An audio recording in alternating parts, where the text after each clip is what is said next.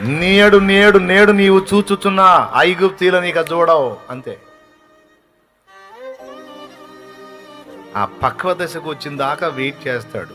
నీకు కాస్త ఉత్కంఠ ఉండొద్దు, కాస్త టెన్షన్ ఉండొద్దు, లేకపోతే లెక్కుంటా దేవుడు చేసే కార్యం నీకేముందిలే అనిపించదు. అందుకే కొద్దిగా ఉత్కంఠ ఉంటుంది అన్నమాట. అంతా వచ్చి మీద పడ్డట్టే టెన్షన్ వద్దాడా అన్నా, అయిపోయింది అయిపోయింది అయిపోయింది, ఏం చేయాలి ఏం చేయాలి ఏం చేయాలి, ఏమీ కాదంటాడు దేవుడు. ఆయన అంటుంటాడు నీకు వినపడదులే, కొంచెం ఉత్కంఠగా ఉంటుంది. ఒక్కటి మాత్రం గుర్తుపెట్టుకో, ఆఖరి నిమిషంలోనైనా అద్భుతం చేయగలడు ఆయన. భయపడాల్సిన అవసరం లేదు. ఎందుకంటే ప్రతి ఆలస్యం ఒక అద్భుతాన్ని నీకు చూపిస్తుంది నమ్మితే.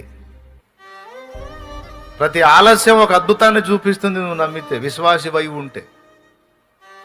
ఊరకనే నిలుచుండి చూడు దేవుడు చేసే కార్యం అని.